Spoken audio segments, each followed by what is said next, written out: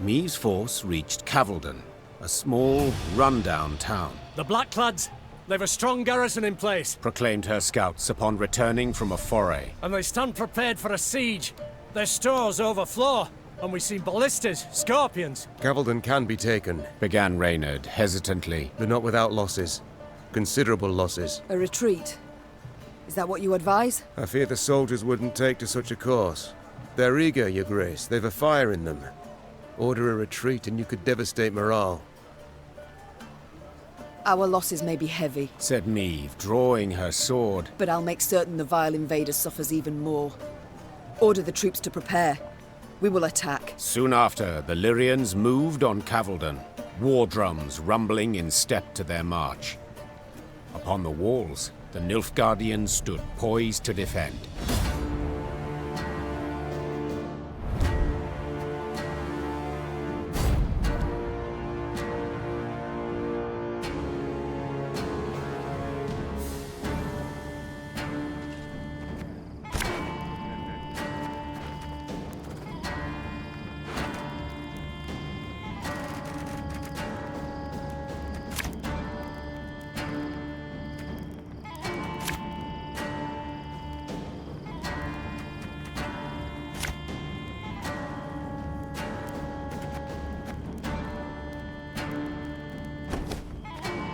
I won't leave a single city to these invader scum!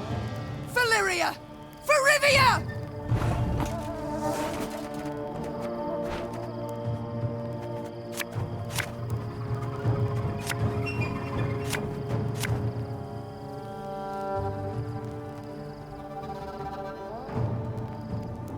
If the ring won't come off, just take the whole finger.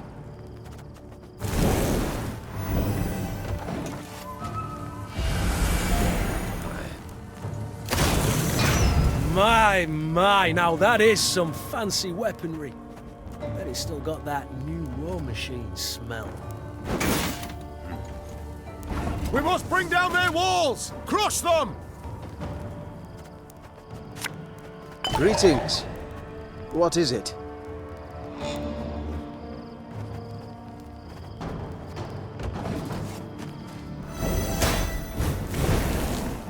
Wise choice.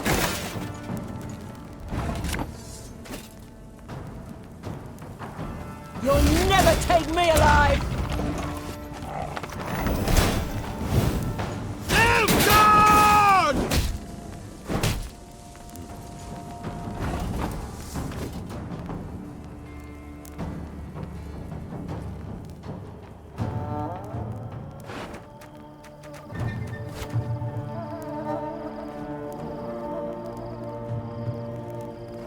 Her Majesty knows what she's doing.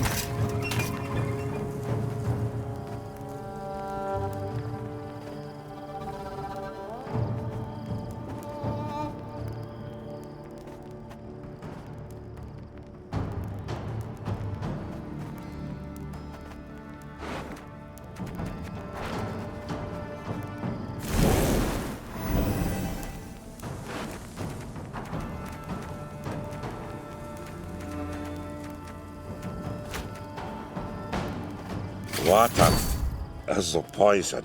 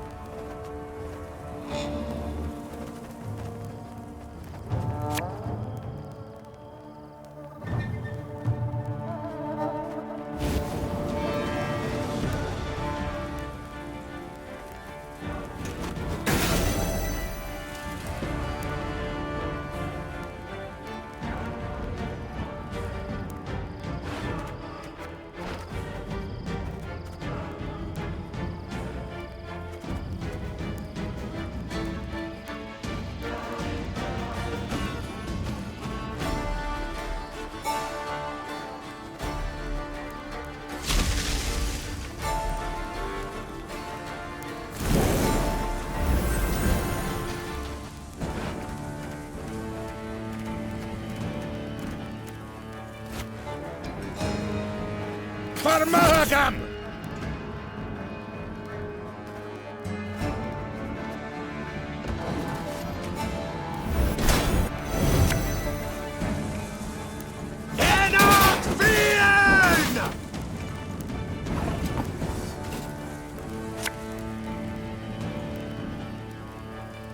Necessity!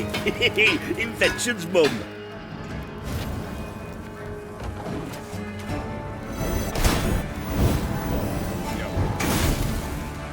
Order!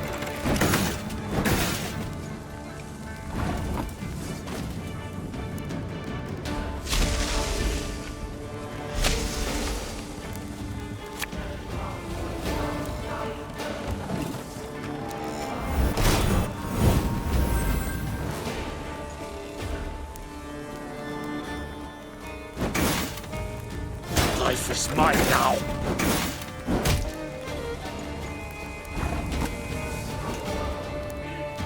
I'll fight to my last breath.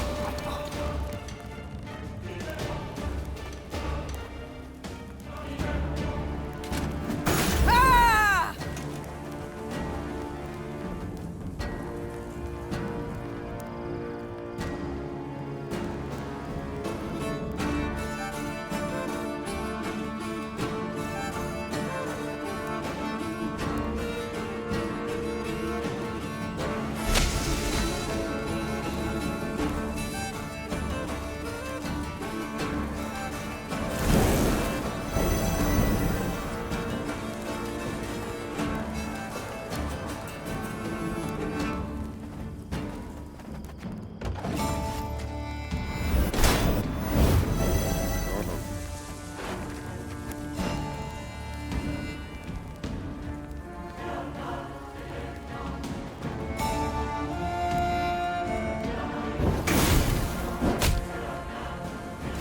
How did that incantation go?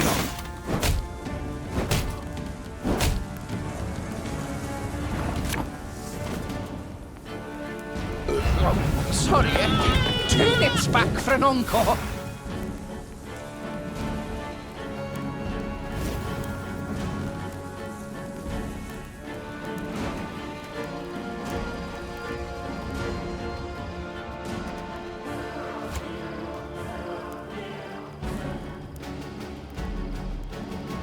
If anyone asks, you've not seen me.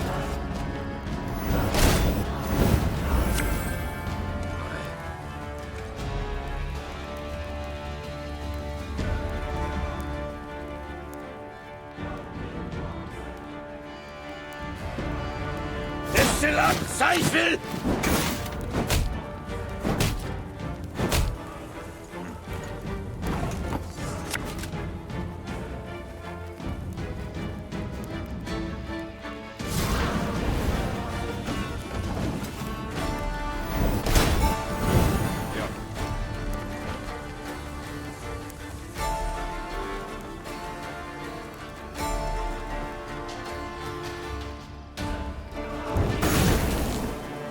Roto dum anima est, bestest.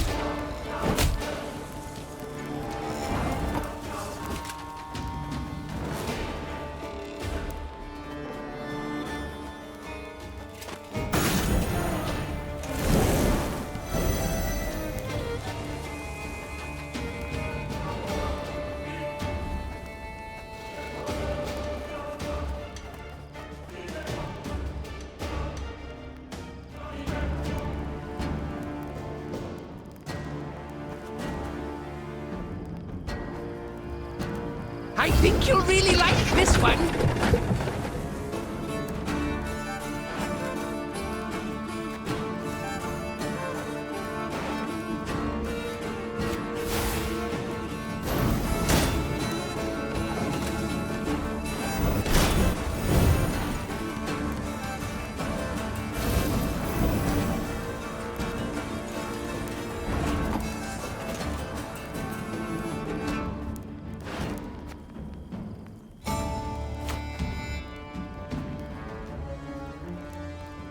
One man's battlefield is another man's ripe patch for harvest. Something from nothing. It's exactly what I do.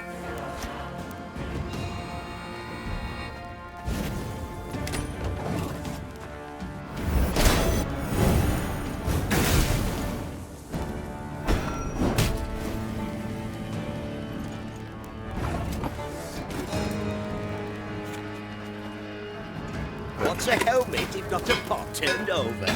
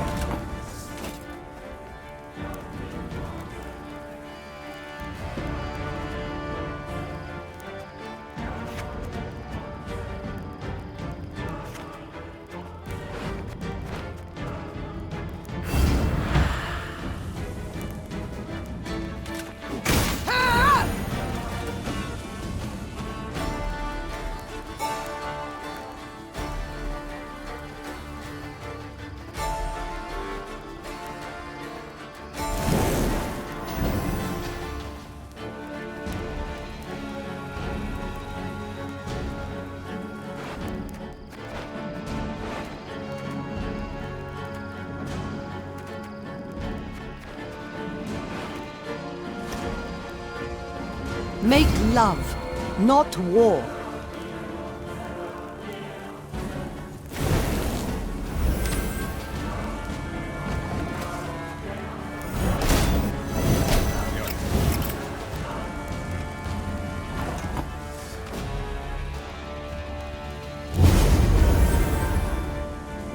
A dram of glue, a bit of soldering, a rivet or two, and it's good as new.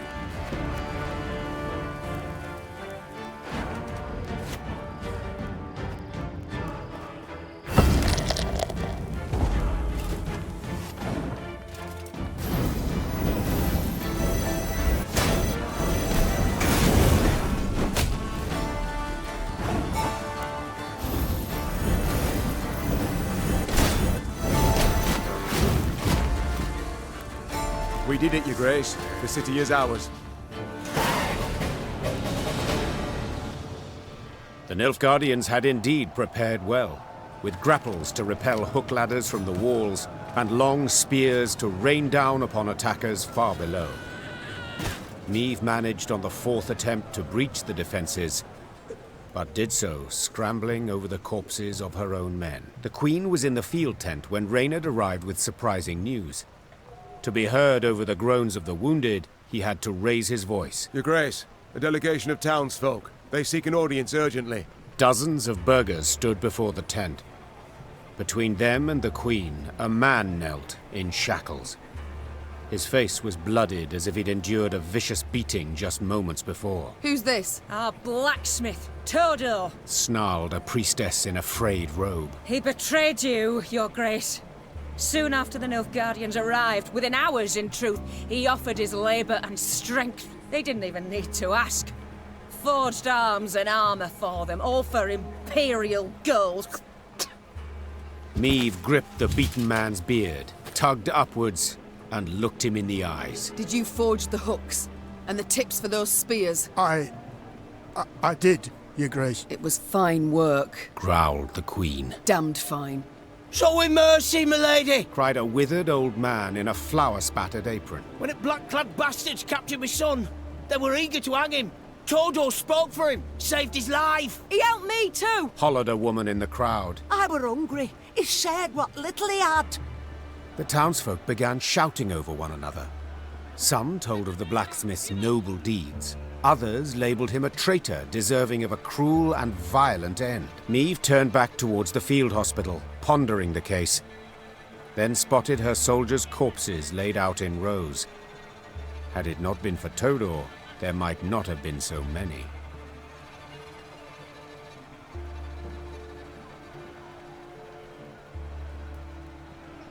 This man forged arms for the Nilfgaardians. 'Tis true, said Meve to the crowd. Yet you, Baker, baked the bread they ate.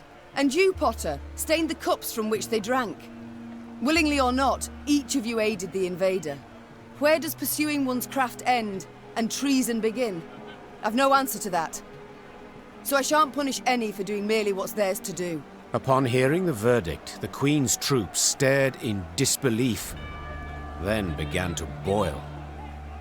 As she walked back calmly to the tent, they jeered and hissed. At the last, it took Reynard to calm them down. Meve had saved Todor, but she was convinced she'd not see the blacksmith again. Come evening, he returned to the camp, with a wagon full of arms so new they shone. If it weren't for you, your grace, they'd have torn me to bits with the bare hands, he said, kneeling before her. I thank ye for speaking up for me. For my innocence, that is. I've a gift for you. A gift I knows you'll put to proper use. Maeve took a spear in hand, put it to her shoulder, and gazed down the shaft. The tip glowed red in the light of the setting sun. Of that, my friend, you can be sure.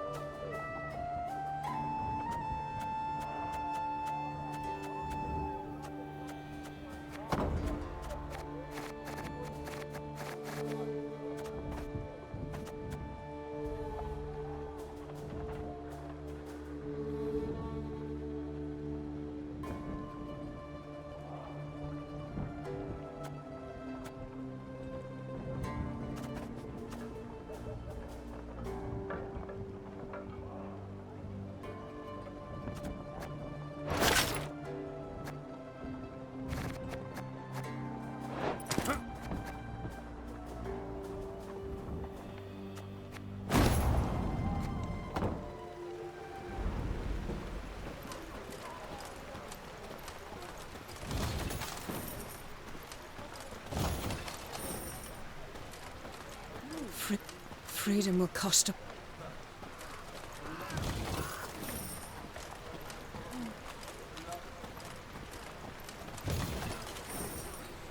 How could you, your majesty? He's crafted... How could you...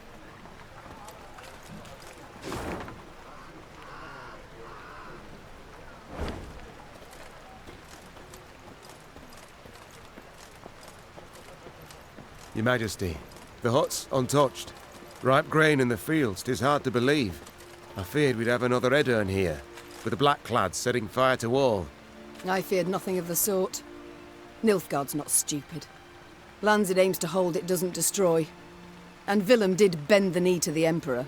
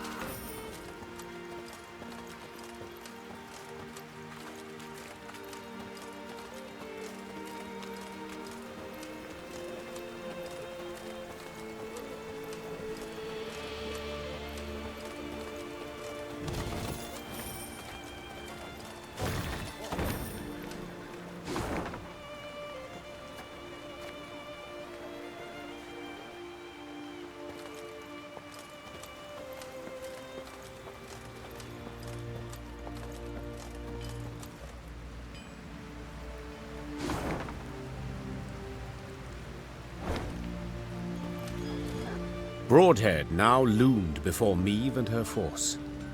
Once famous for its glowing forges and clanking manufactories, the city now stood silent. Why, you might ask? Because Mahakam.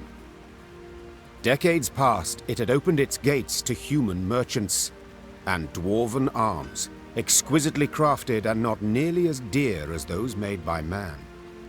The caravans had simply stopped coming to Broadhead. When its black-clad garrison spotted the Lyrians approaching, they'd hastily fled, left the city's gates open wide. Yet, they did not leave empty-handed. their convoy comprising at least a dozen wagons loaded ostensibly to the hilt. With what might they have fled? With something damn heavy, replied Gascon, squinting his eyes. Look at this. 2 horses to pull each wagon, and the wheels cut deep into the road. What they've taken from my city, began the Queen. They've taken from me, and I will have it back. Follow me! Me?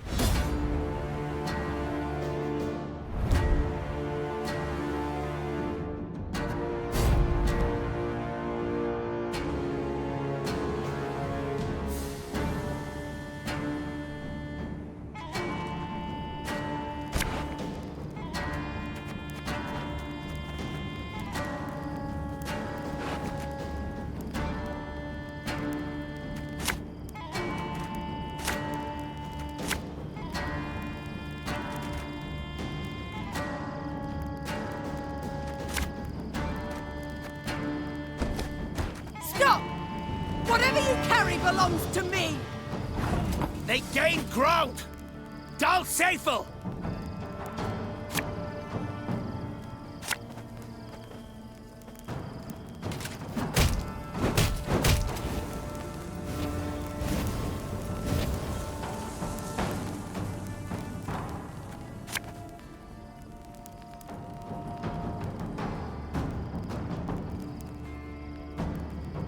If the ring won't come off, just take the whole finger.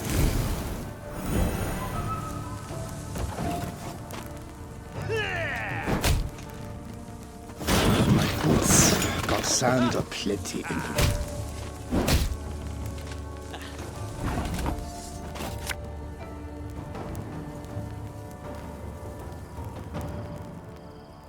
I'll fight to my last breath.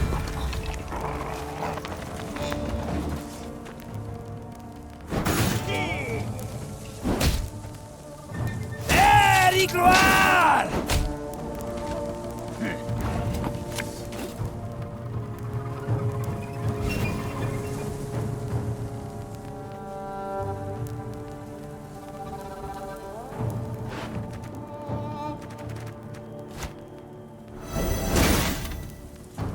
Her Majesty knows what she's doing.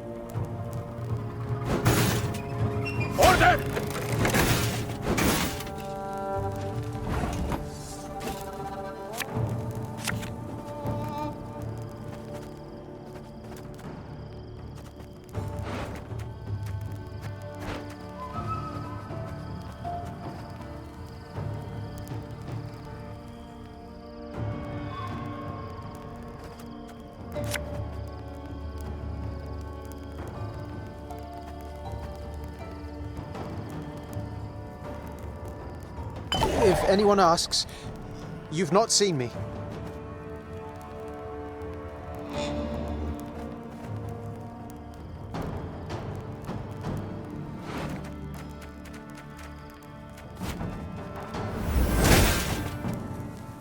Water is a poison.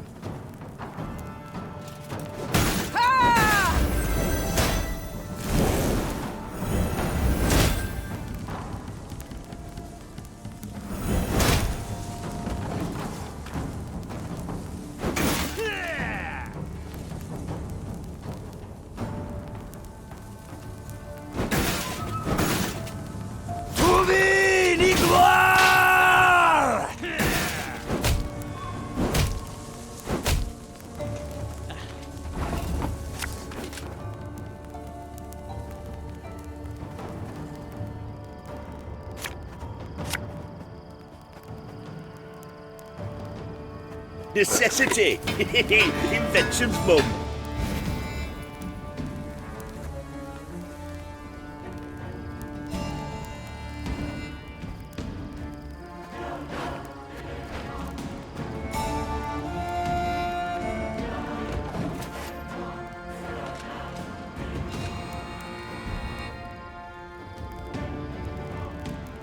life is mine now.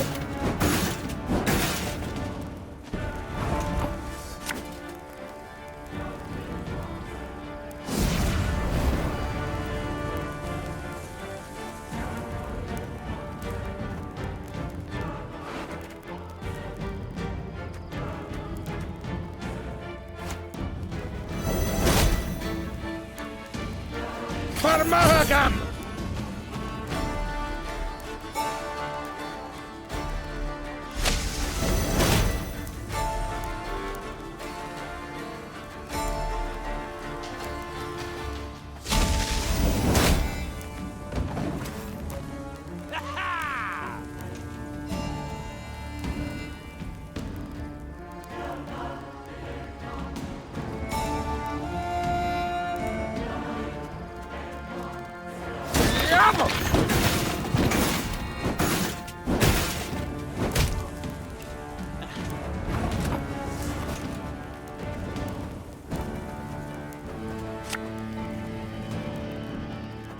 Something from nothing? It's exactly what I do.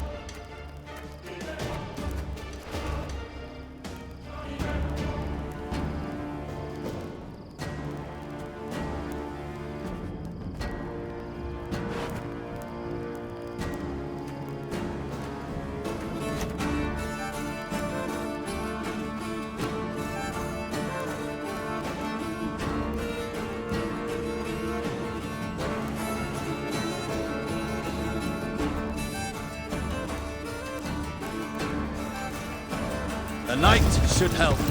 Our codex commands it.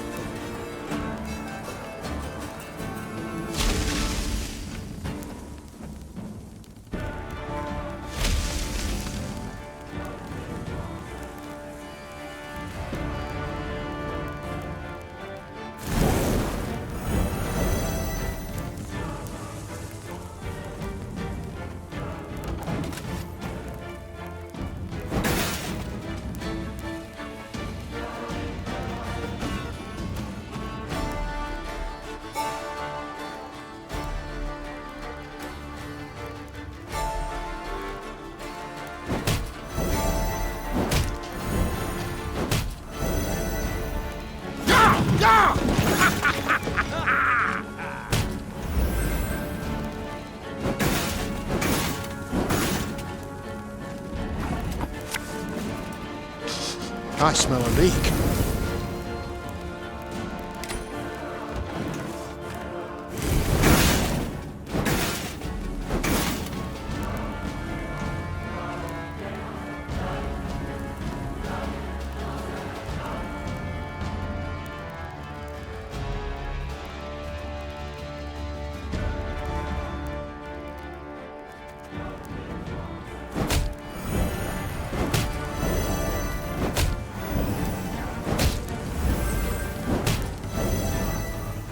Wise choice.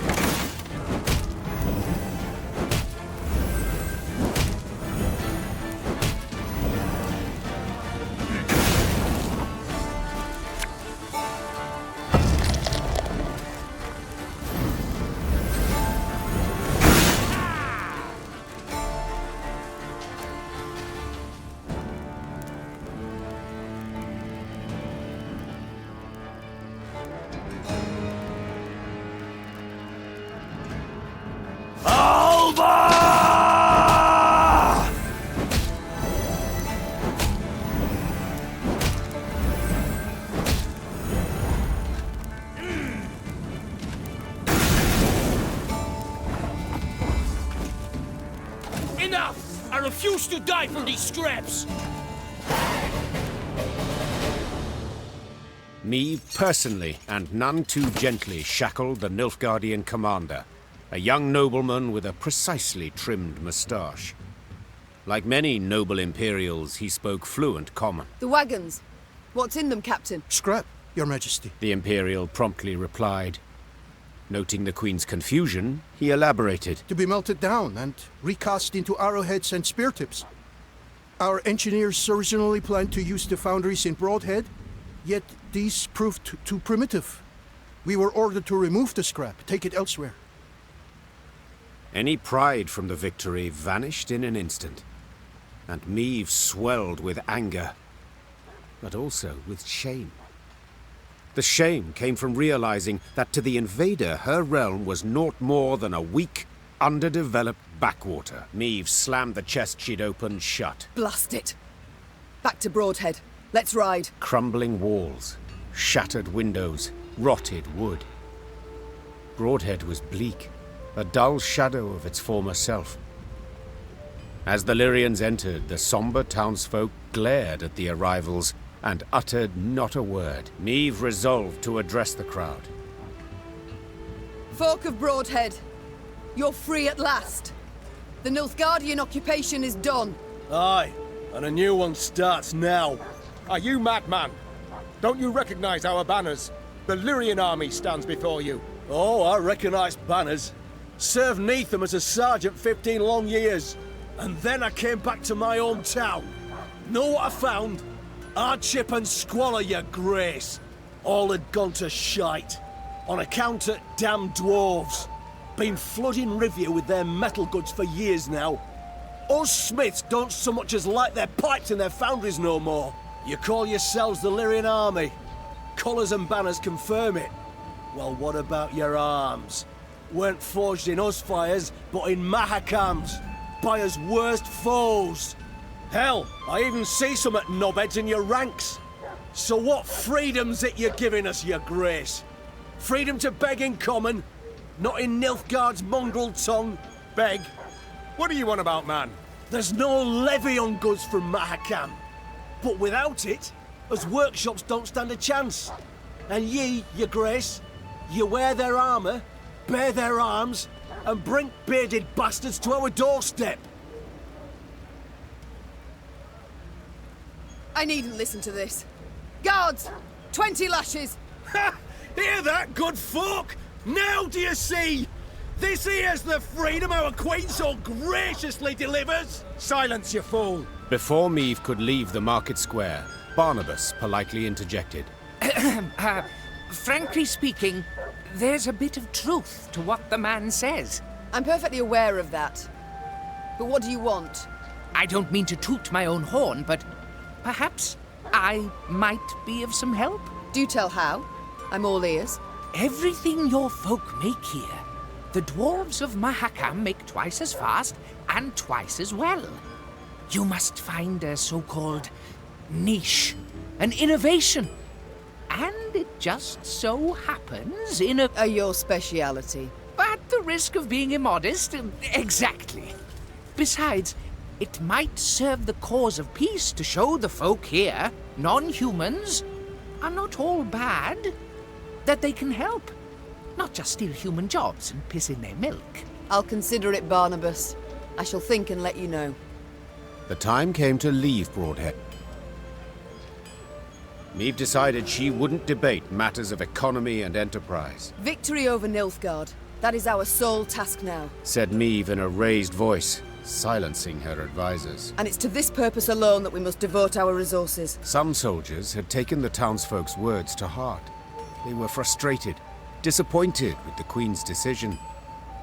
But when she gave the order to march, not one raised his voice in protest.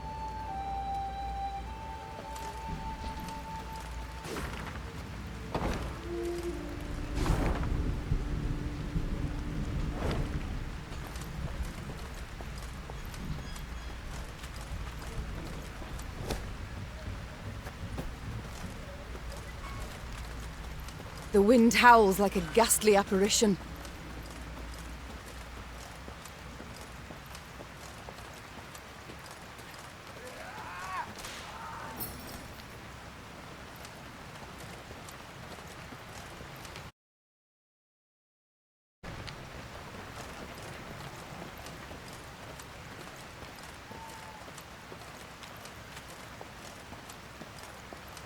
Rivia Castle. Seems our journey nears its end. That end could yet prove tragic. We've daunting tasks ahead.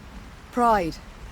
It's all I ever felt pondering those walls. Yet now, to behold them from below, I truly do wish we hadn't built them so tall.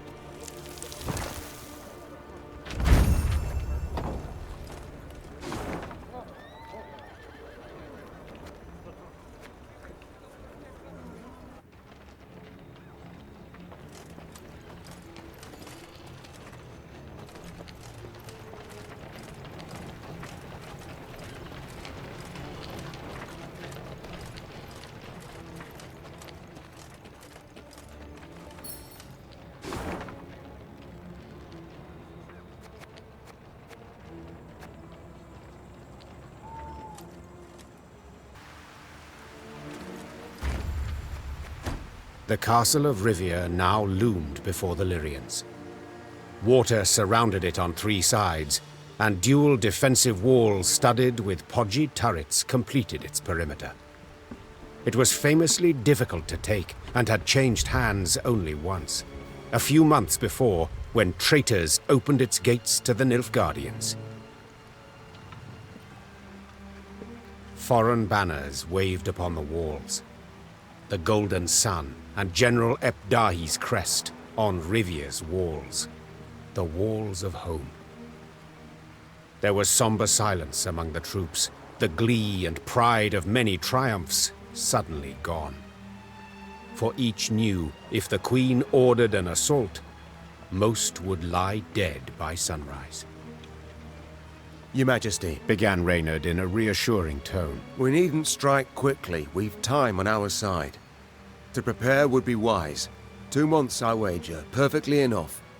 We stop supplies from getting through. They'll capitulate, I've little doubt. Or at worst, be too weak to defend the fortress. Reynard's reasoning was sound. There was no need for urgency. Meve had the upper hand for the first time in this war. These invaders have grown fond of Rivia Castle, said Meve. So let them stay and rot.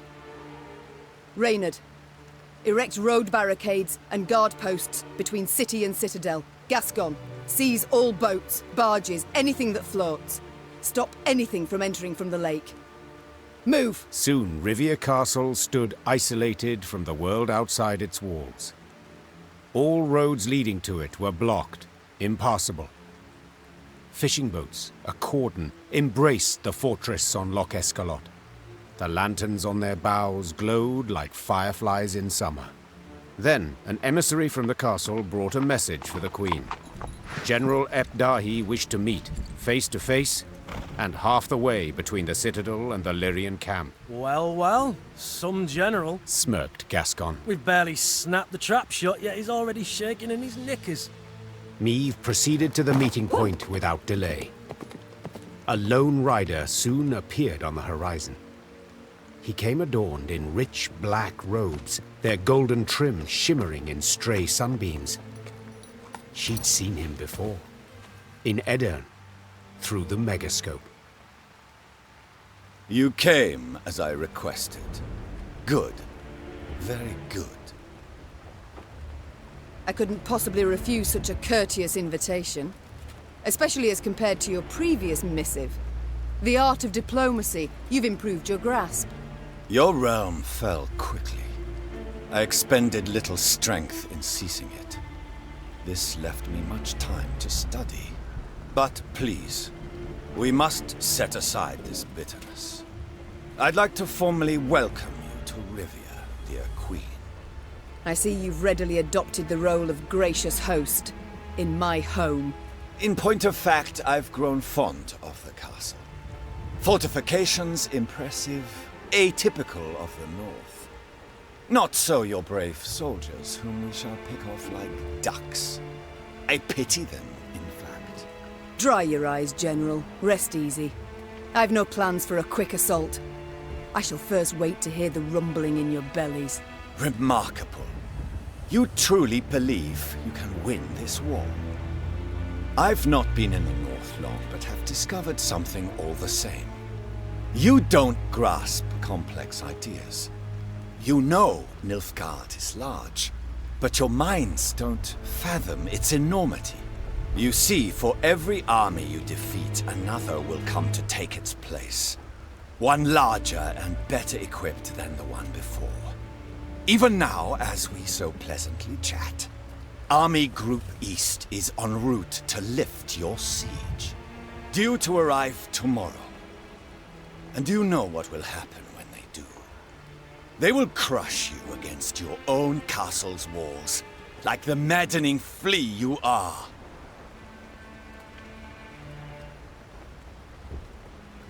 Enough. I'll not be insulted, General, nor intimidated. Then I wish you a splendid night, Majesty. Get some rest. You'll need it tomorrow. Indeed I will.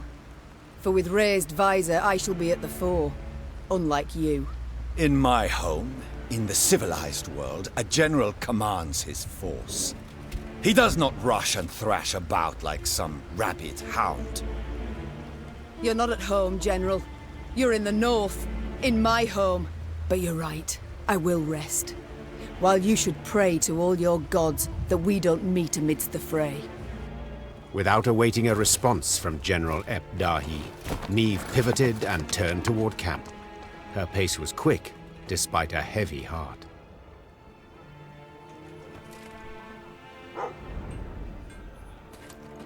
Seems your late husband, rest his soul, may have overcompensated a bit with this castle.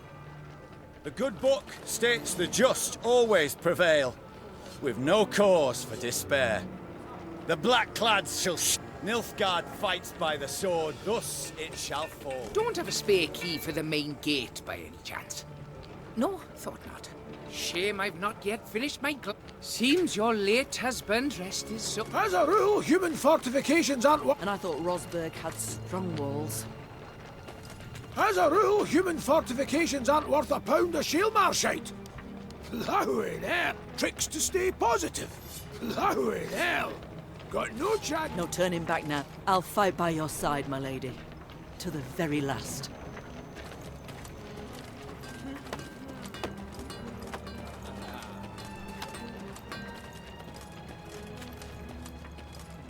Gonna be one hell of a night! Ah! Ah! Ah! Don't get... My axe craves blood! Nilfgaardian blood! Always darkest before the dawn. Always darkest before the dawn.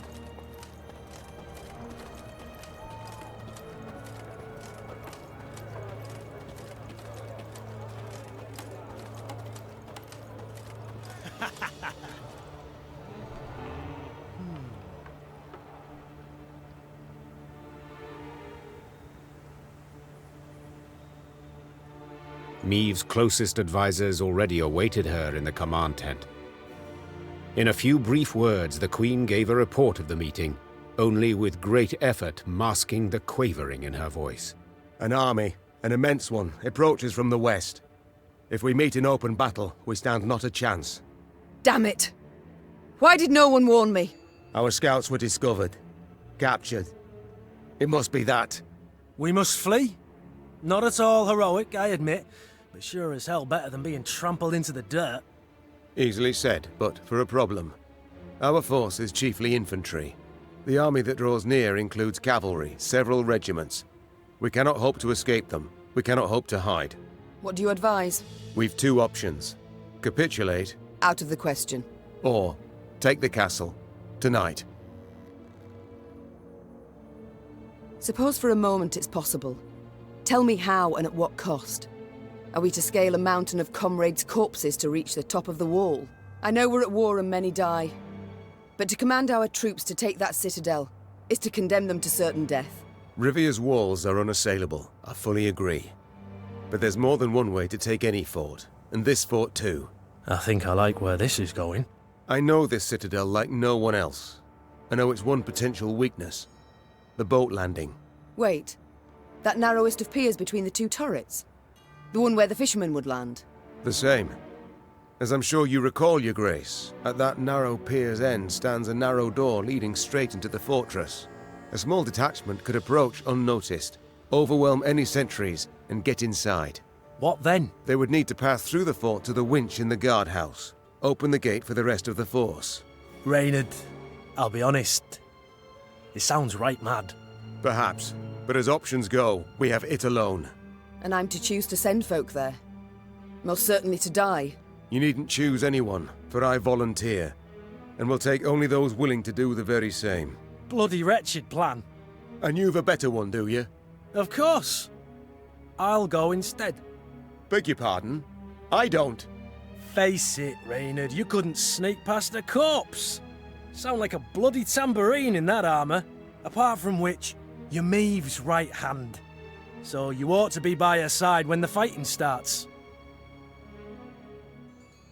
Firstly, Reynard, I'm grateful. Well done, my friend. Thank you, Your Grace. But truth be told, I did indeed hear you walking to the tent from the other side of camp. And yes, you know Rivia Castle better than anyone else. But the assault must transpire silently. Gascon will lead the force. Understood, Your Grace. Cheers, Maeve. I'll try not to disappoint. You won't, I'm sure. God speed you on your way, and please, try your damnedest not to die. Gascon hand-picked his men, those most adept with daggers, not swords. Noiselessly, they glided through the dark toward the castle, the light of its lanterns blurred by the evening mist. Maeve watched anxiously as the boats glided away, her heart pounding in her ears. All depended on this mission. The fate of her realms, perhaps all the North, the lives of her troops, and her own.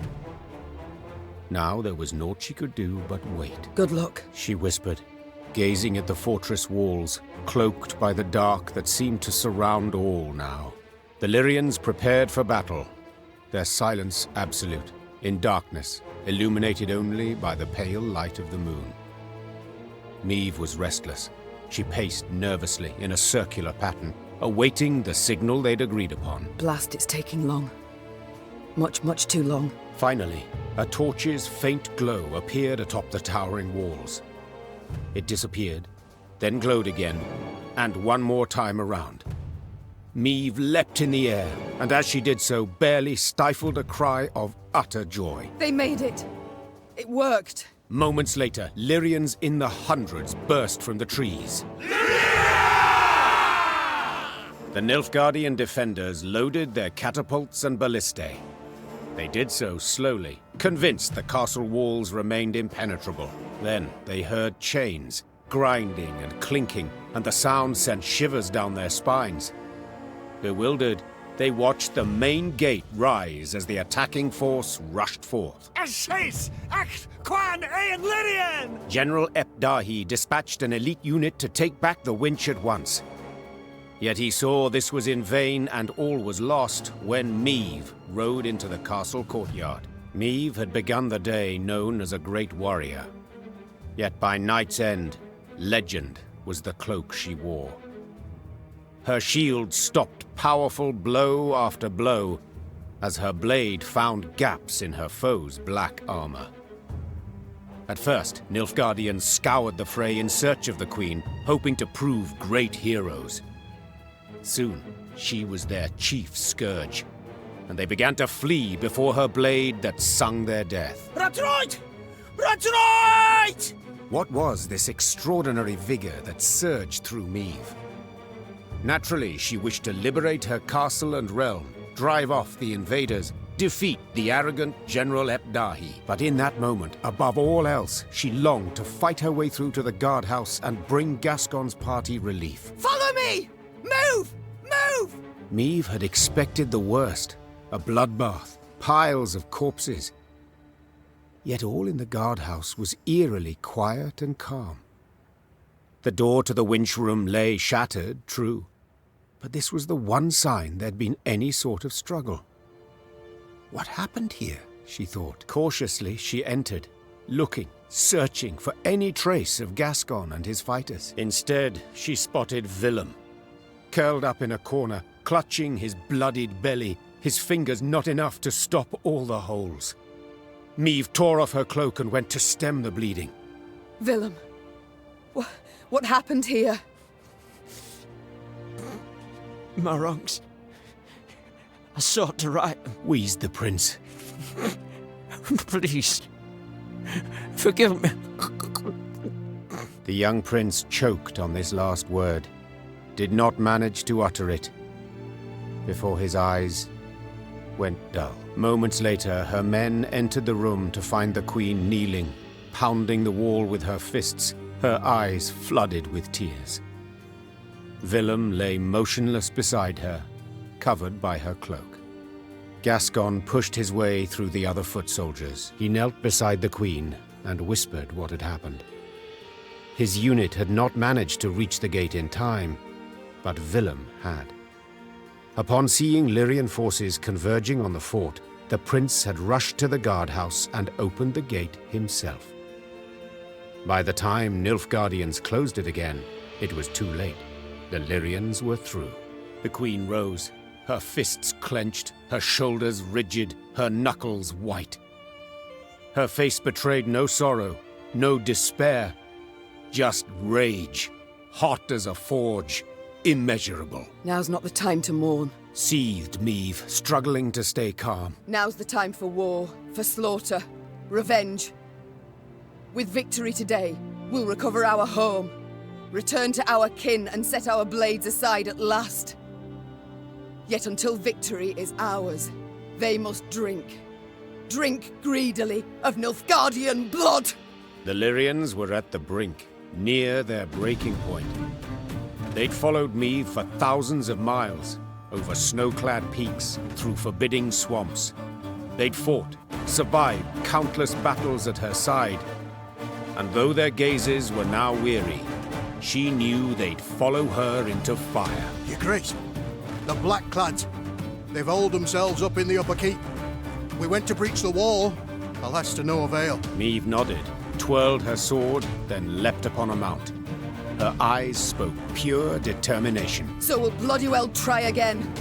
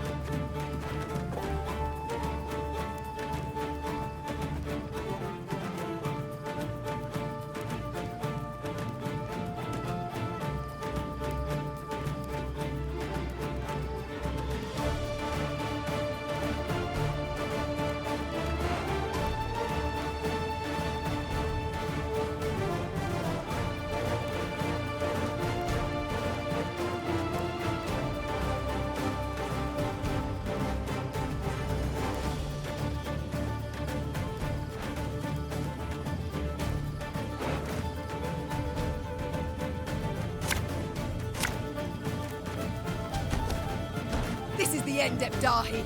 Do you hear me? I shall stick your head on a pike!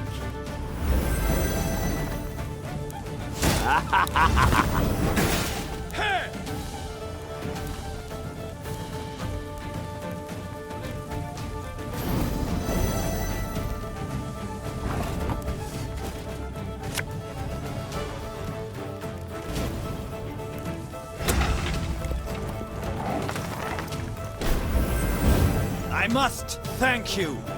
Your fortress has superbly solid walls.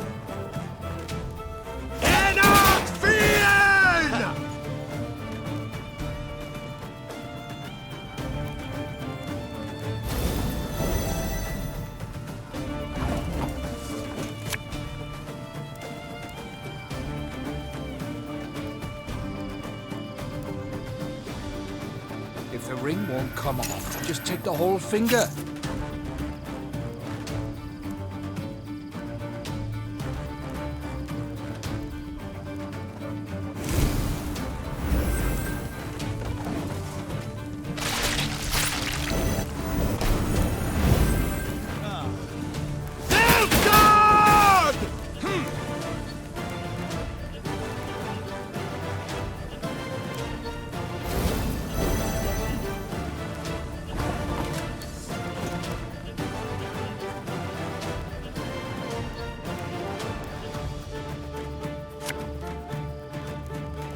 Have the thing, all right? Enough! I do not need to hear this. Kill her!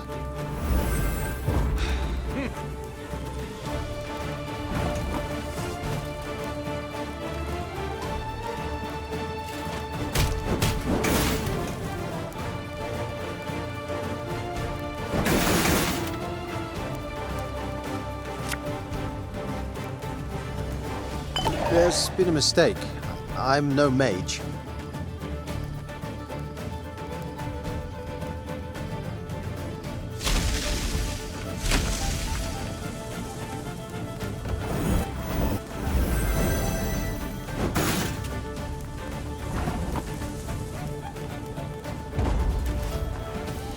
Fools!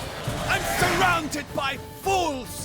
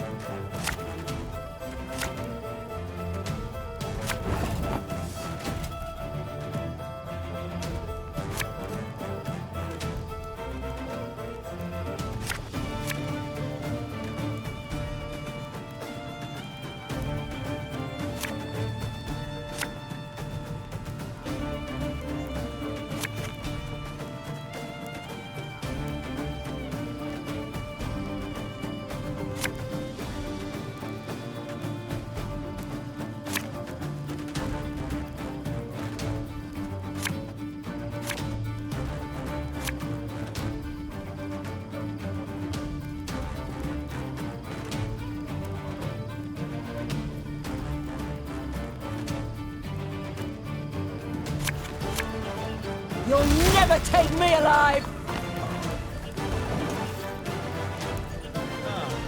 Alba!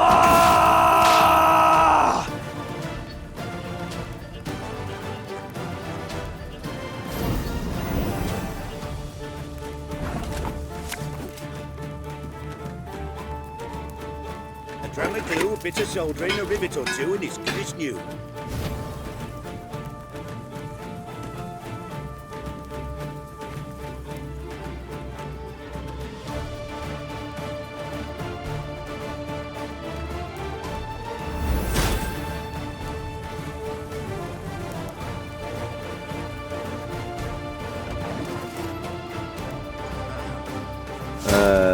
Warum?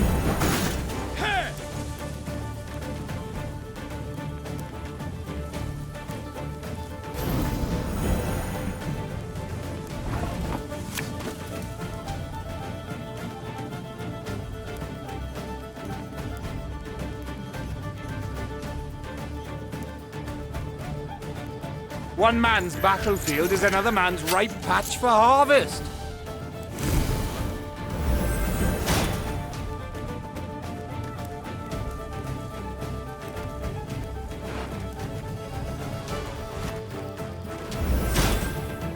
Discipline shall bring us victory!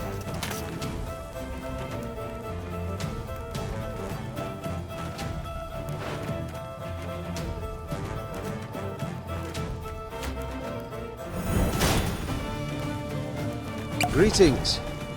What is it?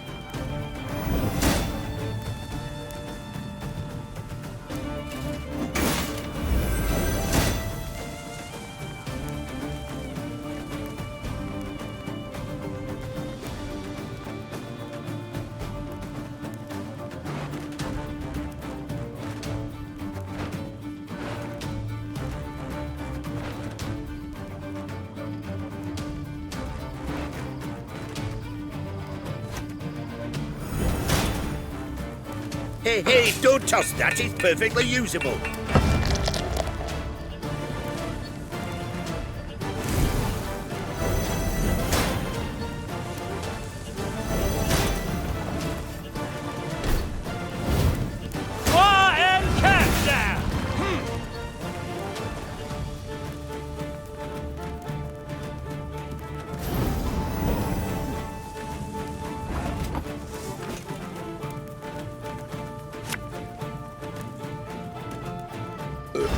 Sorry, turnips back for an encore.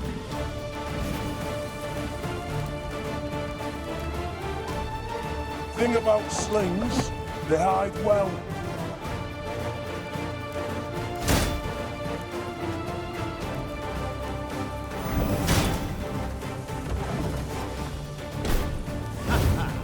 In the truth!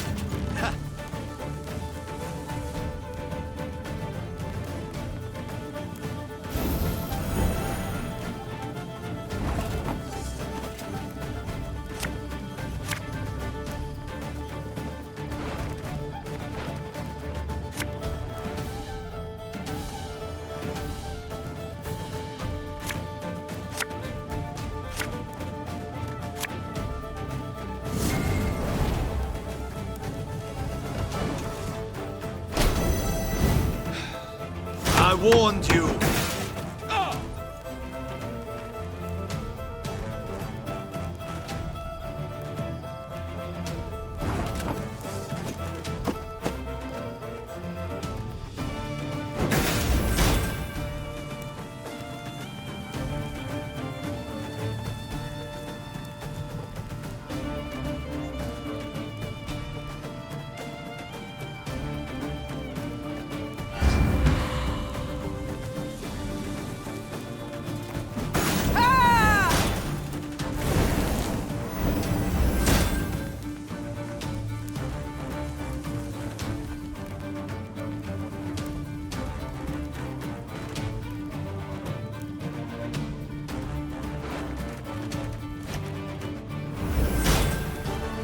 What a poison.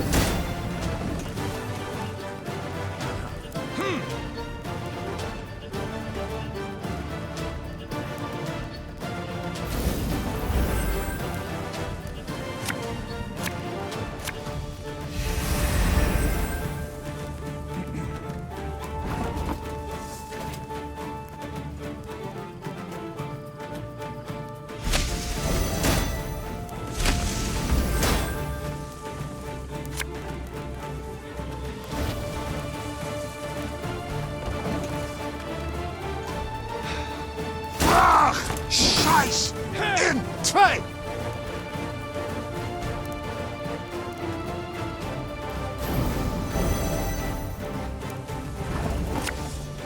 Necessity! Invention's mum.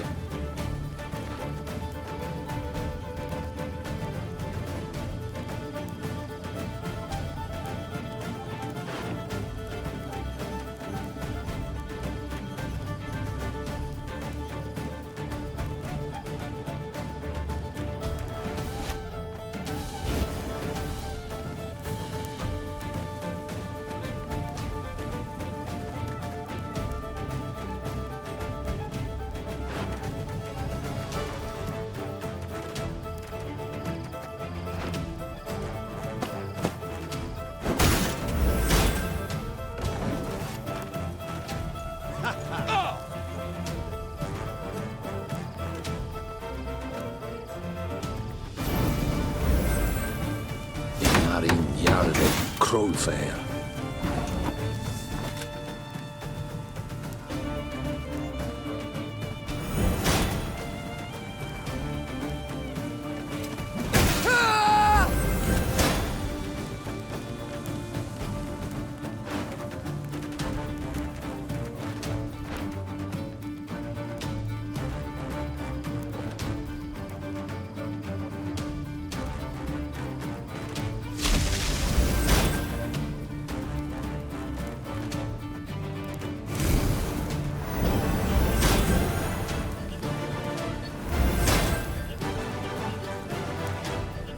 Something from nothing? It's exactly what I do.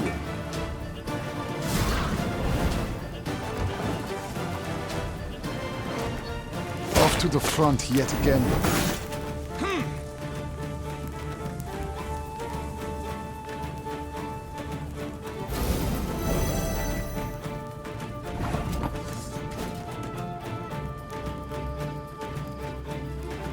What's a helmet if not a pot turned over?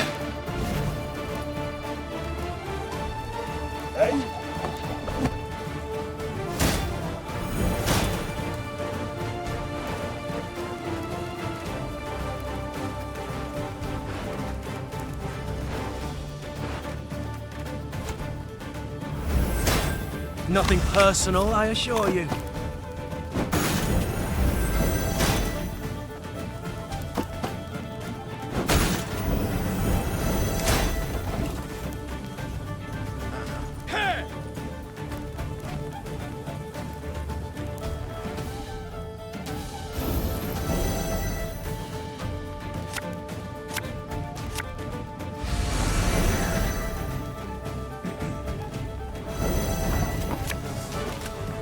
I'd hoped we could solve this some other way.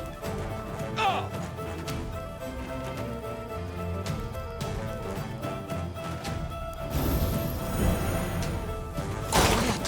What comes out here?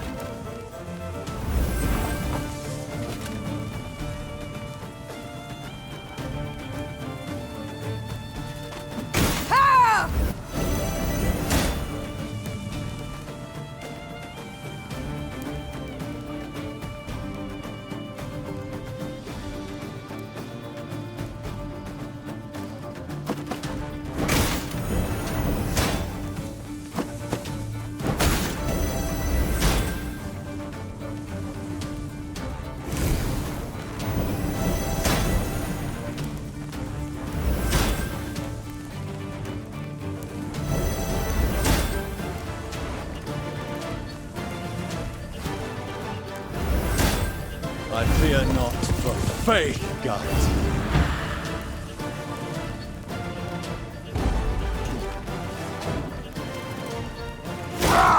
Scheiß! In! Zwei!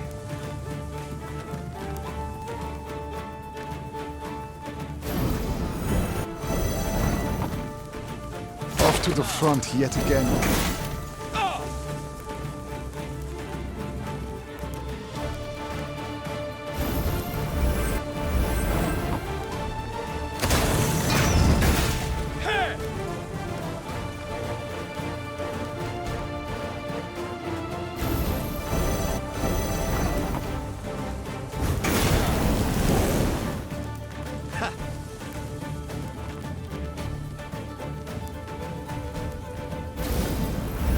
Grotto dum anime est, bestest. Archers, let it be night. Obscure the sun with arrows.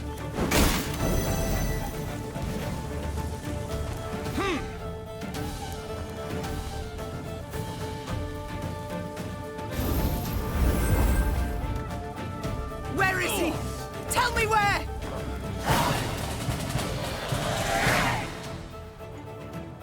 Nilfgaard had the upper hand, yet the black-clad spirits had suffered. They now made more use of shields than of swords. When Meve finally broke through their line, they raised their arms in surrender. Rivia Castle had fallen. It was hers once more. Trocker!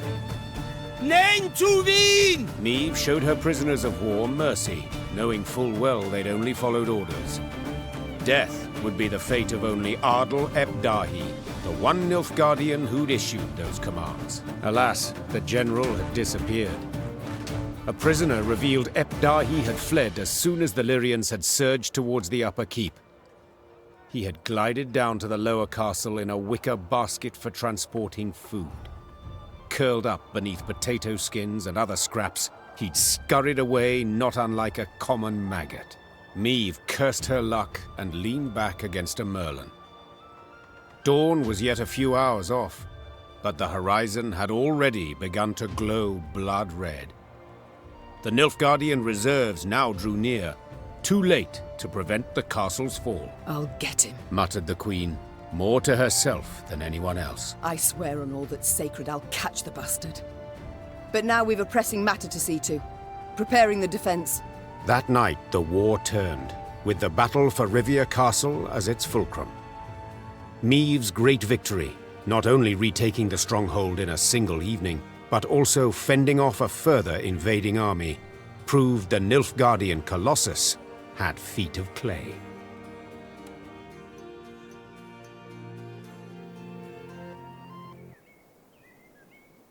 The armies of the north had united and now seemed to be on the attack everywhere. Imperial forces, while still far more numerous, lay stretched over thousands of miles. Their position was untenable, and Nilfgaard's commanders knew this. In a decisive battle, they yet stood a chance, so they gave said battle, and suffered a resounding defeat. Just a few months on from that memorable night in Rivia, the Imperial army was in utter disarray. Aldersburg, the fortress, remained a last point of resistance. General ep Dahi and what had survived of Army Group East had dug in there, this place, where Nilfgaard had triumphed grandly in the war's early days, would now bear witness to its impending defeat. It seems history, after all, has a sense of justice, or humor, or both. Though Meve had already reclaimed her realm, she refused to retire her sword just yet. For King Demavend had requested her aid in purging Edirn of the invader. How could she refuse? She owed the king a favor, firstly. Yet she also had a burning desire to settle the score with ep Dahi. Demavend's envoy and I spoke, Your Majesty. The king has Aldersburg surrounded. He awaits and won't begin the assault till you arrive. Good. I truly hate to miss it. Tell the troops to prepare. Gear and ire. Of course, Your Grace. Yes? Is there something else? Pardon my boldness, Your Grace, but I can't help but be concerned. You don't sleep. You've the air of illness about you. Reynard, I just buried my son, who died in my arms, goddammit. Yes. Died a hero, Your Majesty. I wasn't sure Willem could ever wash away the shame. He'd betrayed his country, his mother, aligned with the fiercest of our foes. But his actions in Rivia washed away his wrongs. Willem showed himself worthy to be called your son. I don't say any of this to deepen your grief, Your Majesty. I mean merely for you to be proud of him. You're right. I thank you, Reynard. That I needed to hear. We've talked enough. We must march on to Aldersburg. Your Grace, if I may. Some of our comrades in arms would like a word with you. The war nears its end. Paths are likely to diverge. I see. Thank you. I shall stop by the mess tent later.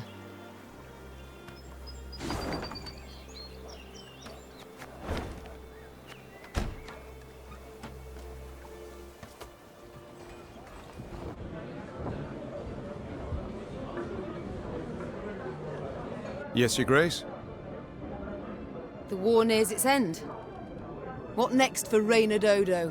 Whatever you command, Your Grace. Is something amiss, my lady? To be perfectly blunt, I've no wish to give you orders anymore. Your Grace? Would you wish me to leave? Remove me from the court? No, Reynard. I'd wish you to stay. But I'd no longer wish to be your queen alone. Do you catch my meaning? I do, Maeve. I do. It's time I attended to other matters. Hey ho, how's my favourite queen in the north? Listen, I'd wish to speak again of... Wait, I know what of, and you know it's a topic I'd rather not dwell on. It won't help to let those thoughts fester. And what would help? Barring a magical leap into the past, of course. Maeve, believe me, I've shed tears enough for my family. I've no need to think of it. No need to speak of it. And certainly not with you. So, what awaits you now? What will you do? Been contemplating it of late. Thought I might go back to the life of an outlaw. Not that I'd expect you to approve. You're quite right, I wouldn't. It's why I wish to make certain you'll not feel tempted. Gascon, I hereby bestow upon you a number of estates near Scala. What? Maeve? Damn it, I don't know what to say. Ha! A first? Thank you, Maeve. 1,000 thanks. 'Tis I who should thank you. With all my heart. It's time I... Your Grace? The war nears its end. What next for you, Sir Ake? Will you remain in my ranks? Alas, I cannot, as you know, Your Majesty. Having taken an oath, to it I must remain devoted. It could take some time, this ridding the whole world of monsters. Yes, but 'tis not a task for one man and his life. 'Tis a task for generations of noble knights. I have but begun this endeavour. 'Twill be for others to complete it. Have you found any successes yet? Or promising prospects? Truth be told, no. A life of poverty lived by the strictures of the good book attracts few. But, God's willing, I shall yet find one worthy to carry my sword and continue along my path. I sincerely wish you do, Sir Ake. Farewell, Ake. Huh? The war nears its end. Sadly. Sadly, why? I survived. Again. Rebuild your land, Queen. Enjoy your life. Me and my men, we'll be moving on. Arnulf, in Lyria and Rivia, your past matters not. Nor does your shame. Stay. What about after? What do I tell my ancestors when the time comes? I yearn to sit at their table, lass, and drink mead in their company, so go I must. So long, Arnulf. Always good to see the Queen. How can I help you? Our conversation in Mahakam. Do you recall it? When you resolved to join my force, leave your homeland? Of course. Clear as day, that. You saved me and my... Well, we've won the war. And you had a hand in the victory. Heavily so. As I see it, you've more than repaid your debt. Feeling a wee bit... choked up, as King Desmond said when an assassin's bolt ran clear through his esophagus. Come here and give us a squeeze. Later, perhaps. But Gabor, any plans for what comes next? Ha! I wasn't expecting to have this chat, so I'm a bit caught with my knickers down past my knees. War's over, but we've much left to do. Our relations with non-humans, for instance. I mean to improve them. And I think you could help, Gabor, greatly so. Meaning, you'd like me to stay in your court? I'd see it as an honour, Your Majesty. An honour true. We shall return to this conversation later. No skin off my back. Yes? War's nearly over. What will you do? Where will you go? The war against Nilfgaard, perhaps. But others drag on, and will continue to do so. What do you mean? What war will persist? Scoia'tael survivors still hide in the forests. Yes, but I've heard they retreat to the east. Simply let them go. Let them leave our lands. Why ever not? To see them return even stronger? No. We must select... Rayla, at some point one must admit there's been pain enough. One must put away the bloodlust. I shall do so in my grave, and not a moment sooner. I must go. You need my help with anything? We've come a long way, Barnabas. You've plans for the future?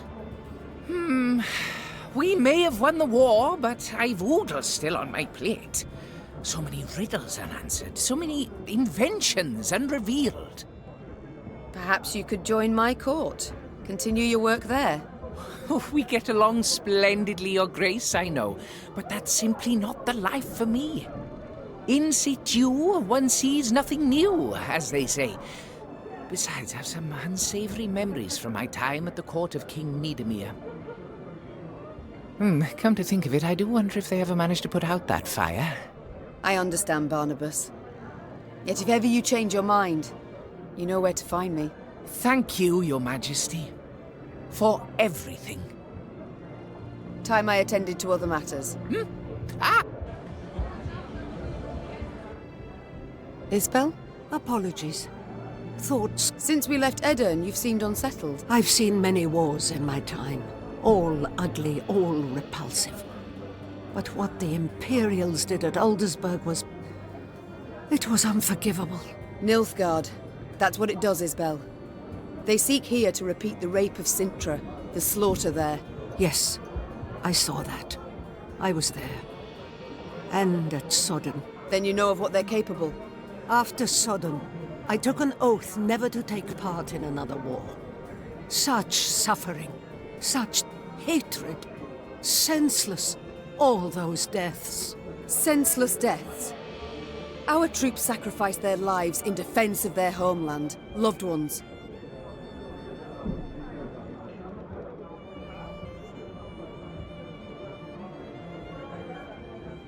I believe, I must believe there's a better way. Forgive me, Mom. I must gather my thoughts.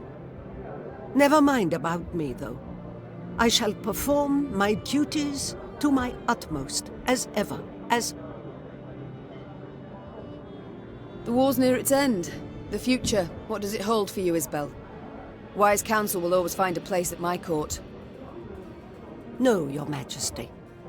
A royal court's not the place for me. I must venture out into the world, live among common folk. By the war's very end, many will be in need. I understand, Isbel. I wish you good fortune, wherever your path takes you. And I you, Ma'am. You wish to speak with me? In private? Yes, Ma'am. I've given thought to certain matters. The time's come to explain and reveal my decisions. I've not been entirely honest, but I've seen you very much deserve the truth. You're brave, wise, and above all, you've a good heart. And thus you're unlike any other ruler I've ever met, had dealings with. Isbel, what is it you wish to say? You're starting to worry me. I told you of Sintra and Sodden. Do you recall? It's true, I took part in that war. Yet I fought for the Empire. What? I'm not certain I understand. My name is Isbel ep Muirmos, of Nilfgaard. I wish I could say I am from a conquered province. I wish I had that luxury. But no, I hail from the city of the Golden Towers itself. My, I'd certainly not expected that. Please, tell me more. I went straight from the academy to the army, as majors do in Nilfgaard. Yet I truly believed our aim to be to build a better world. With our help, the mages, the Emperor conquered realm after realm, right up to the Amel Mountains. Yet he was not sated, and turned his greedy eyes to the north. But the north stood and faced him. I'll never forget the bloodbath he wrought in Sintra. It was unspeakable. He sought to intimidate us. He united us instead. Indeed.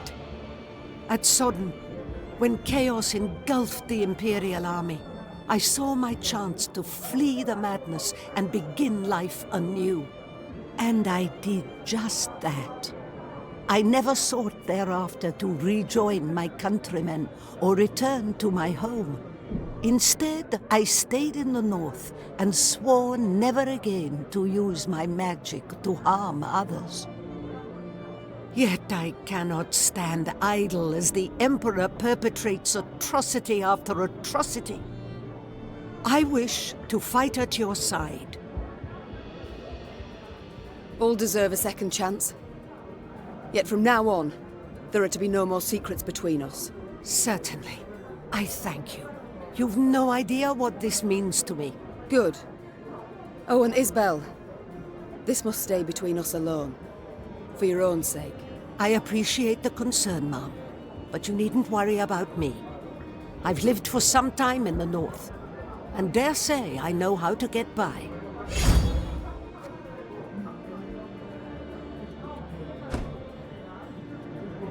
The city of the Golden Towers. Don't think I know any soul who's seen it with their own eyes. Did you know many common folk believe they're made of real gold, the towers? Yet they're named for how the southern sun dances off their rooftops. My family lived in the capital long before Nilfgaard was ever an empire.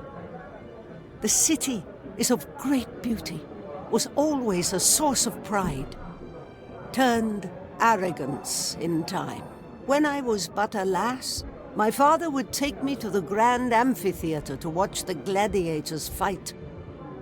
A daughter of Nilfgaard should grow accustomed to the sight of blood, he said.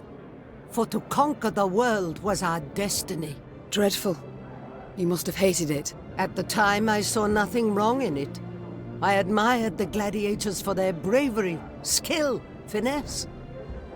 Though now it shames me to admit it. Duty calls. I must go. Of course. Should you need me, I'll be here.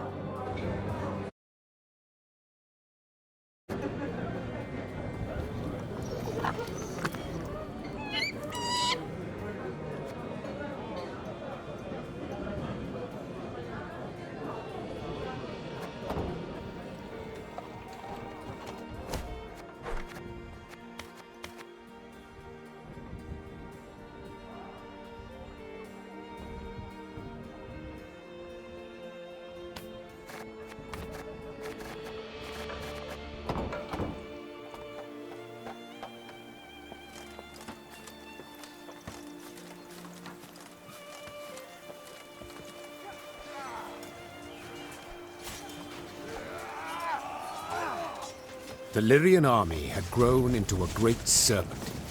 So much so that riding at the column's tail, Niamh could not see its head. Footmen, cavalry, and archers stretched like a glistening snake between two horizons. Niamh had come a long way indeed, and she felt proud. Suddenly, Niamh heard angry cries and the clash of steel against steel, all at the column's front. Those ranks! To the left! Man's left! Support the flank! Niamh drew her sword, spurred her horse, and galloped forward along the line of troops. Then, through the swirling battle dust, she spotted shimmering golden suns.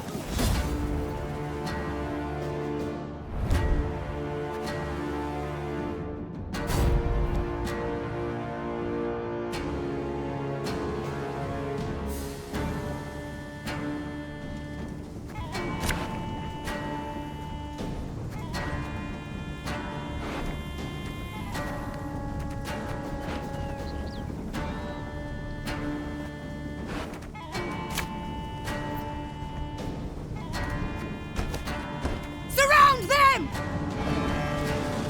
101, 102, 103.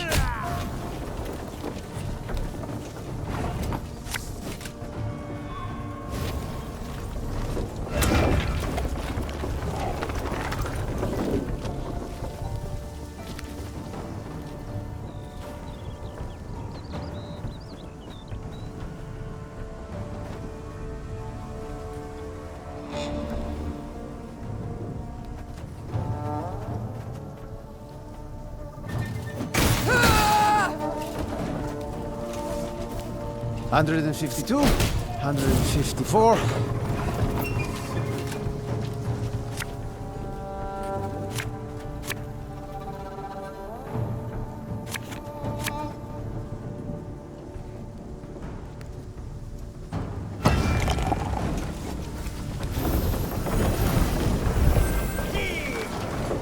Stabbing duty again? Oh, gods.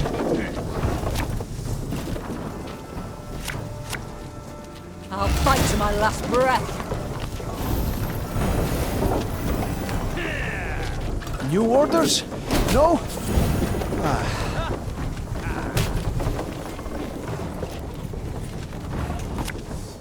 Could use this.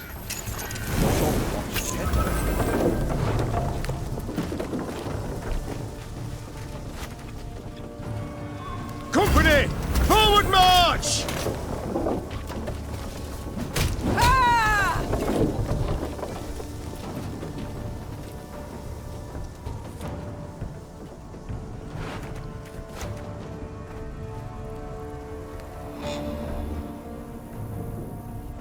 Greetings. What is it?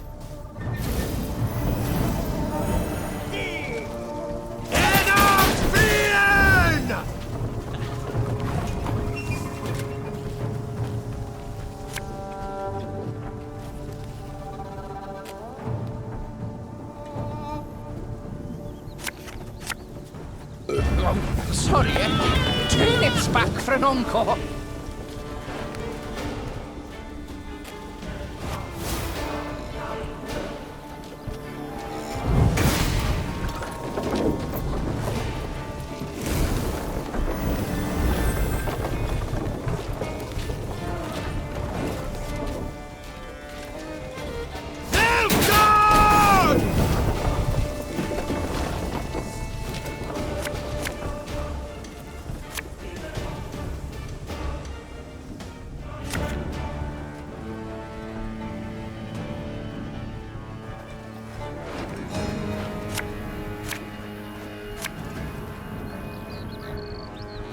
Grab a glue, a bit of soldering, a rivet or two, and it's good as new.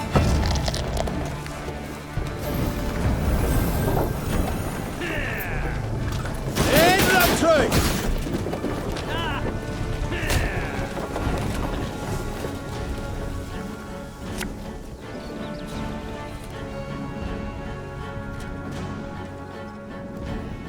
Water is a poison.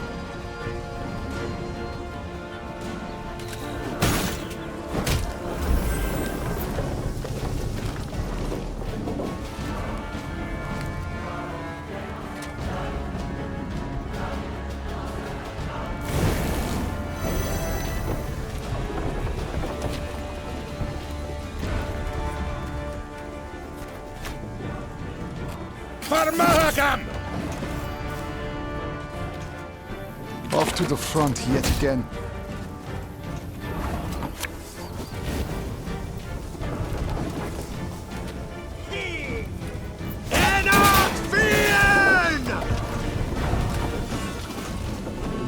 If anyone asks, you've not seen me.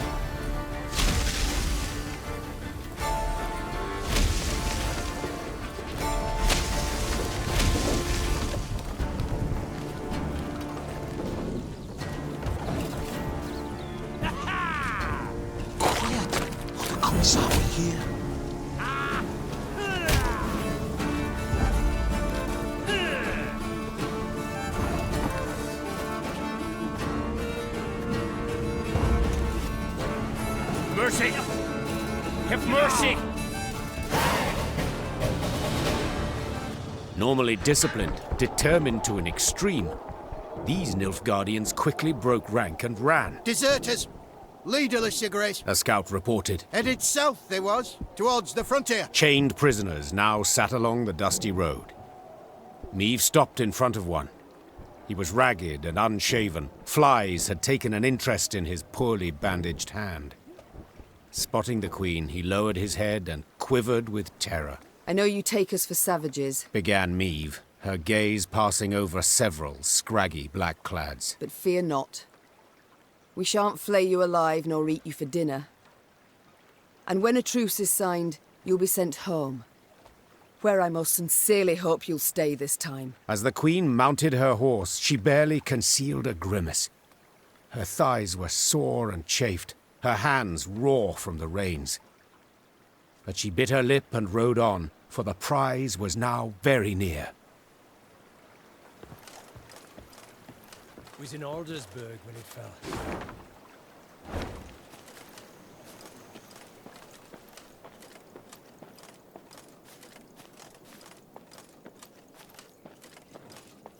The good mothers guided you to victory.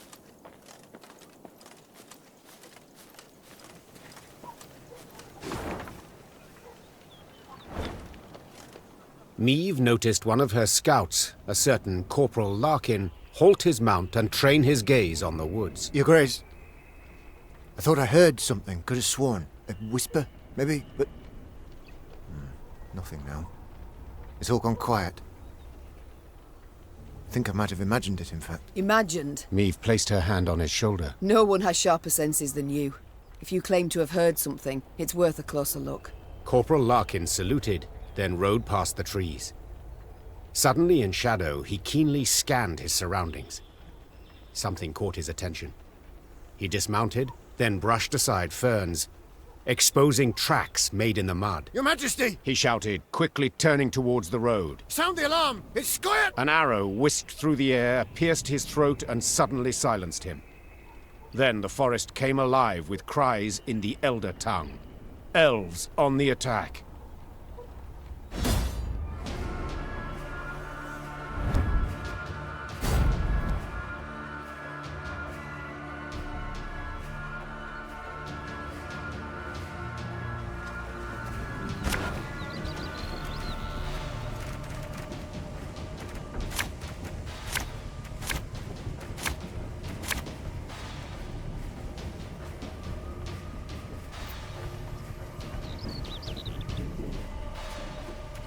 It's a trap! 2 arms! I told you it'll never end. Show me the coin or sod off.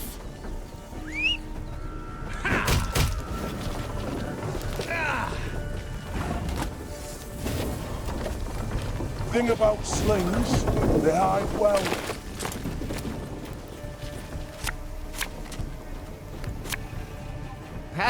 Not supposed to be any smoke.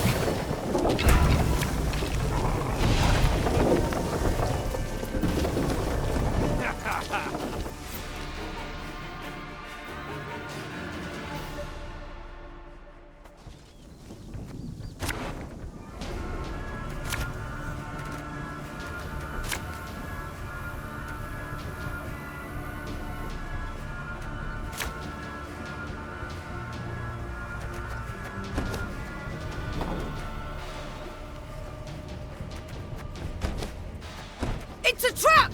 2 arms! I told you it'll never end. Got business for me?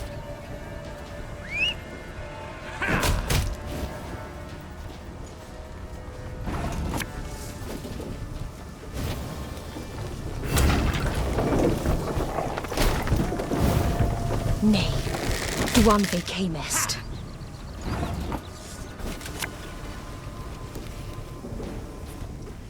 I only loot corpses, except sometimes they're quite fresh.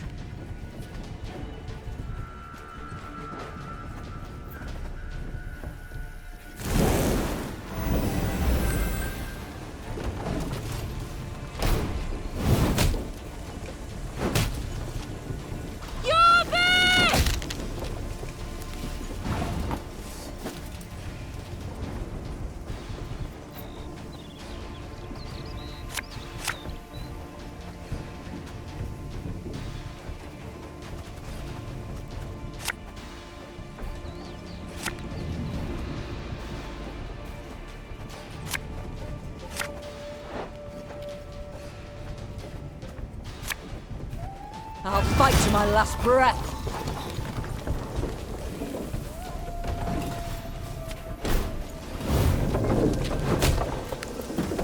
Let us sing the song of steel!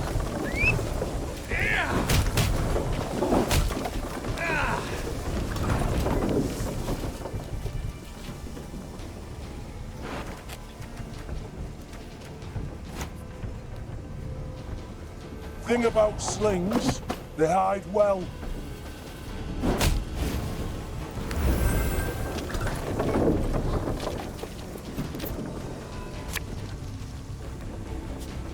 We must trust each other.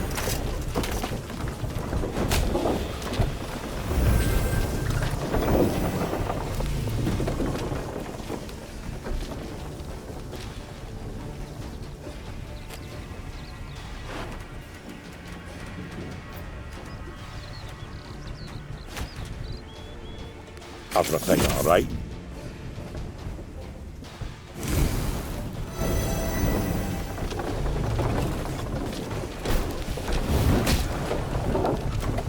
I shall not fail!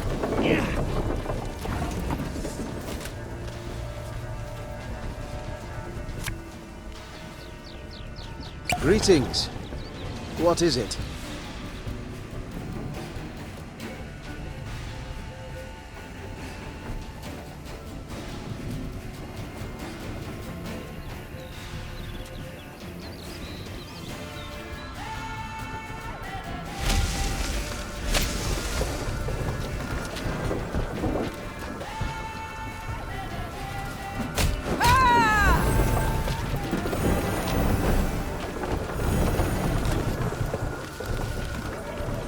None shall tread on us!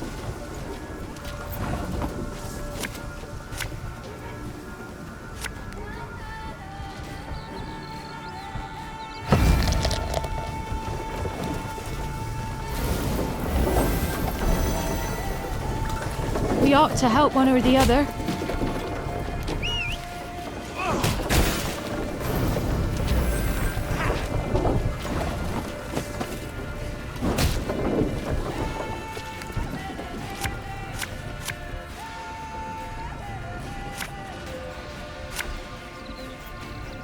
Water is a poison. Everything all right?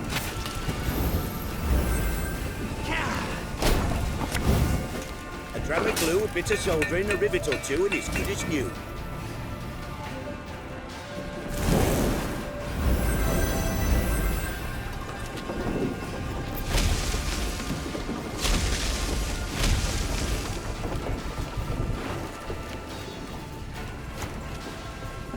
Hey, don't toss that, it's perfectly usable.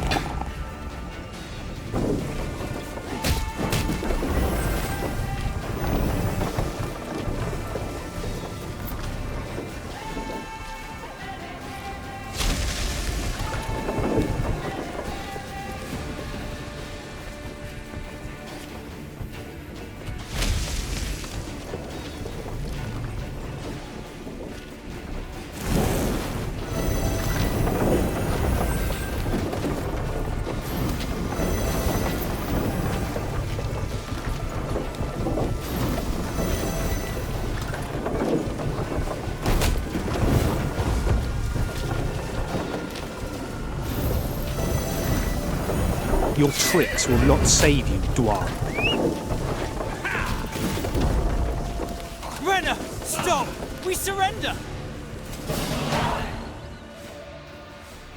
The Scoia'tael fighters stood no chance against Meve. When the sounds of battle finally ceased, the Queen, victorious, tossed aside her arrow-studded shield. She then ordered the commando's leader brought before her. She'd expected a ranter who would turn up his nose, spit in her face, and cry, "Death to all Dwan!" But the bloodied elf before her was no arrogant firebrand. He averted his gaze, and his lips gently trembled. Youthful you look, elf. How many summers to you? 30? More? 27, my lady. 27. A wonderful age. A shame to die so young. I beg you, Renner. For mercy, I ask. If not for me, then at the least for... Mercy? You jest. You wait in ambush, come at us like bandits, and now you dare ask for mercy. It was no ambush. Don't play me for a fool. I know what I saw, and am no stranger to warcraft. It's not you we wished to fight. Sverre. Then who killed Corporal Larkin, Werebubs? When we saw you on the high road, we fell back and hid in the wood. We wanted you to pass. Your scout's hearing very keen. He heard something, then spotted our tracks. You must understand. We had no choice.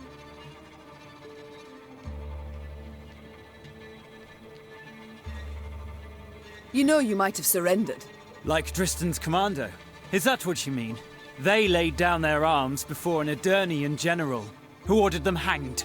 One and all. If we're to die, we prefer to die bows and swords in hand. Why are you here? Were you to rescue Epdahi? Rescue someone? No, Renna. We flee. The Nilfgaardians have realized they'll lose the war and have renounced us. Without their support, we stand no chance. Demavend has loosed his hounds. They hunt our units one by one. He's offered 50 gold pieces for the head of each Scoia'tael. It's the same in Temeria and Kedwen, if not worse. We wish to join with Yorveth's unit, flee together as far as we could. It was our last hope. Why do you tell me all this? Because you listen still. You've not ordered me killed, so you've clearly a heart. Eseth Aina Edu. Elves often speak beautiful words, but it's for their deeds you must judge them, Your Grace. The Moulderwood, remember what you saw. I beg you. So few of us remain, all tired, all wounded. We pose no threat. Let us leave your realm. Let us flee. I don't rule these lands. I'm not queen here. It's for Demavend to judge you, not me. Deliver us to him and you know what fate awaits us. I do. But I know not what fate we face if I release you. Perhaps you'd leave in peace. Or perhaps another would stumble across your path and, like you did Corporal Larkin, you would have to kill them too. A risk I'm not willing to take. So, death, for us all, is the lesser evil here? Meave gave no reply. His eyes downcast, the elf nodded, then lifted his arms to be chained. Meave sent the Scoia'tael to Demavend. What became of them, you ask? The end of their story's not hard to surmise.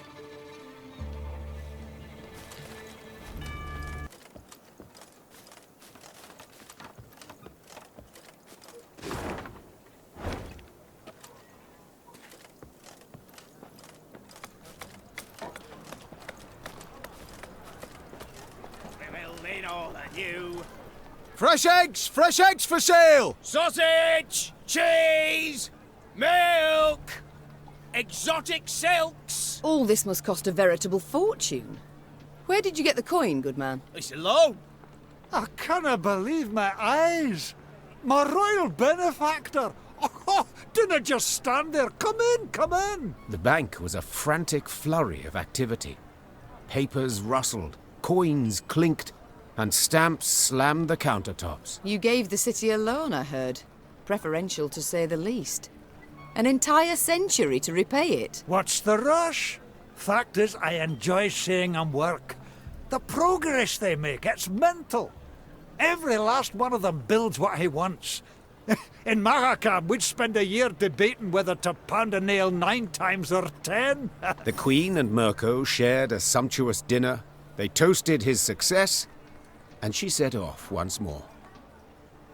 The following morn, the quartermaster approached. A vexed grin on his face, he reported the news. Soldiers had found a chest in one of the wagons. When opened, it proved to be brimming with gold. None could say for certain whence it had come, but Meave had her suspicions.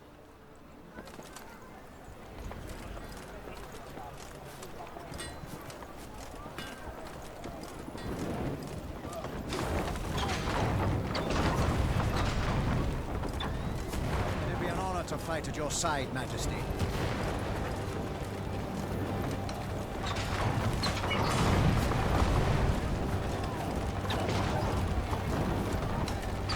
The Lyrian corps neared Aldersburg, and it could not have been on a more idyllic day.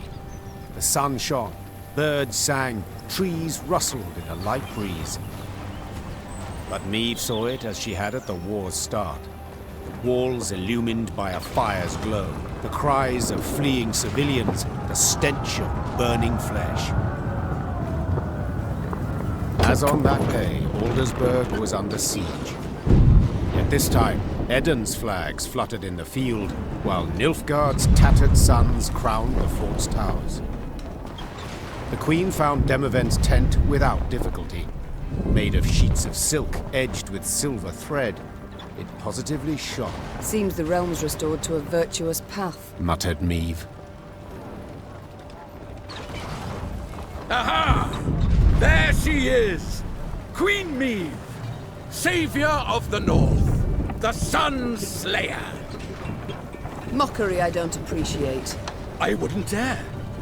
Not my words, those. You've been painted thus in song. Master Dandelion himself wrote a ballad, The Battle for the Bridge. If you take the bard at his word, you're as fierce with a blade as any witcher. Is that jealousy I hear? To be perfectly honest, Meve, it is. For I hadn't the pluck nor resolve. And when all the North tuck-tail went to shite, you alone stepped up and bared your fangs. Let it be a lesson for the future to us all. A lesson for the future? What do you mean? My dear, this war won't change a bloody thing, you know. Nilfgaard will be Nilfgaard, the North. We'll sign a truce, the Blackclads will turn tail towards home. But the old borders don't satisfy us so. I'm perfectly satisfied with them, thank you.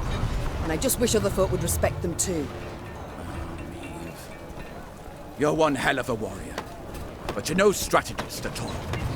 Your perspective, you've got to broaden it. Nilfgaard, we cannot allow it to regain strength and spirit, else we'll face another invasion within a decade or two.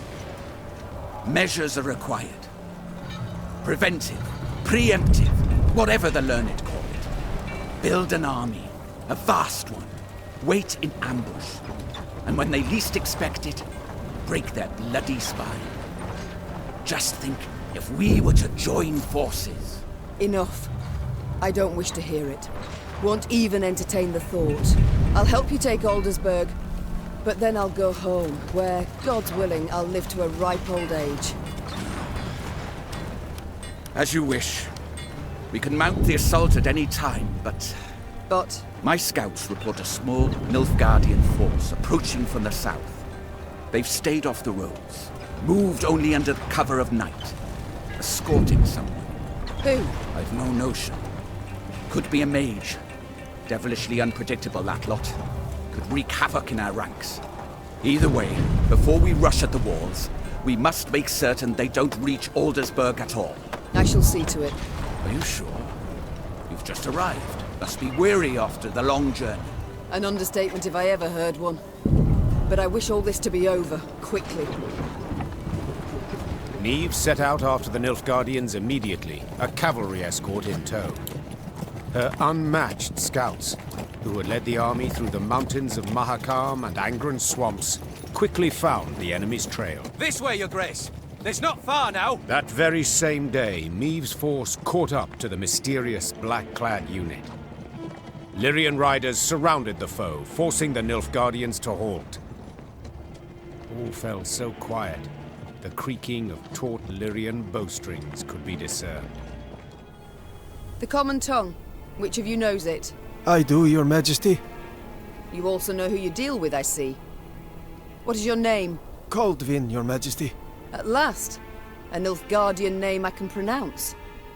So, Kaldwin. It seems this war will reach its end in 2 days' time at the most. 'Twould be silly to die today, wouldn't you agree? It would, milady. Precisely. I've spilled enough blood. I've lost the appetite for more. So, provided you don't give me a good reason to kill you, you'll walk away with your lives. Now tell me. You carry something for General Ebdahi. What is it? A letter. Urgent to the point of insanity, it must be. Who wrote it? The dear Madam Ebdahi? No, Your Majesty. The Emperor. My. A letter from Emir himself. You must be an important person. A noble or... Yet your uniform is simple, with no discernible distinctions. Who are you truly, Kaldwin? A spy? A simple messenger, Your Majesty. Don't lie. I know messengers, how they travel. Alone, armorless, atop a swift steed. You're escorted by cavalry of the heavy sort. For I often carry orders the recipients don't wish to perform, thus the escort. Give me the letter. I've sworn to deliver it to General Ebdahi, or to die in the quest to do so. Oh, very well. My translator shall read this letter, then return it to you. You shall break no vow, and who knows? You might even survive. And if I refuse? Guess. So be it. I accept your offer. Meave's translator cracked the seal and read. And as he read, his eyes grew wide as saucers. Then he whispered in the Queen's ear. Truly? And you're certain you're not mistaken? The wonders of this world.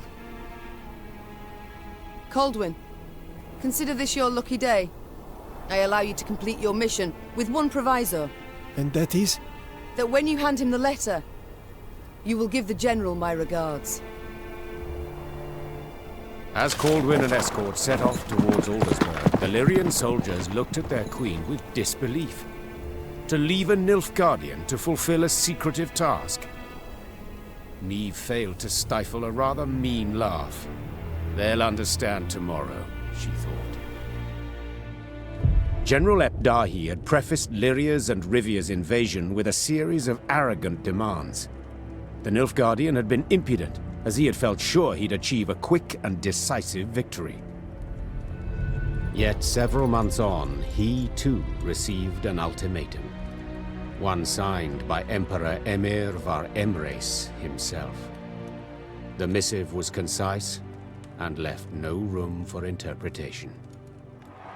With General Ebdahi dead, the Nilfgaardian army descended into chaos. The kings of the north, united, took advantage and struck at the foe. Their victory was complete. The Nordling forces cheered their commanders and monarchs, but for none so vehemently as the one queen among them. Many dream of achieving the impossible. Meave had done it.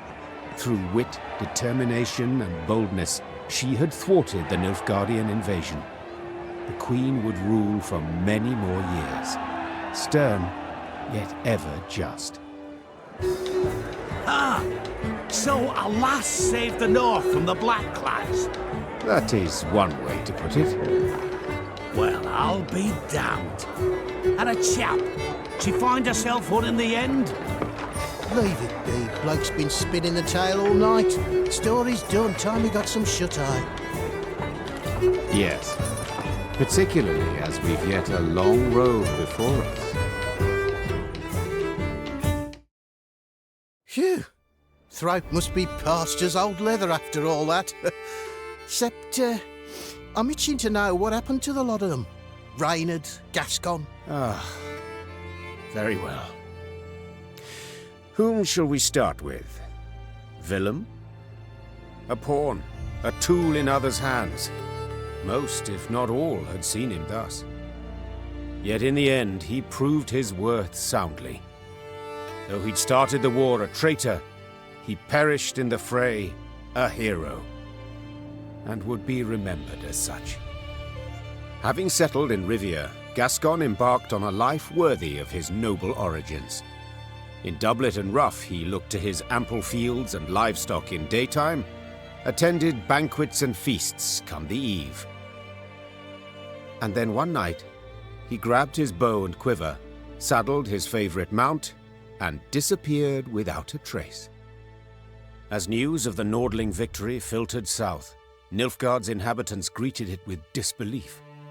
Returning Imperial soldiers told stories of Lyria's cruel queen, who murdered prisoners and sullied sacred laws. They referred to her as Gvaeldet, the bloodthirsty one. Once the Scoia'tael had withdrawn from the northern realms, non-rebel elves and dwarves emerged from the woods. Though they returned to their homes in human communities, they lived in fear of their neighbors, aware that the next massacre would eventually come. And Meave?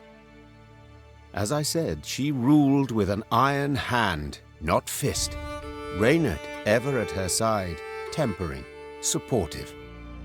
No longer a general and trusted advisor, he had to the Queen become something more. Much, much more. And now, if you'd allow me... Of course. Leave him be, lads. let him get some rest.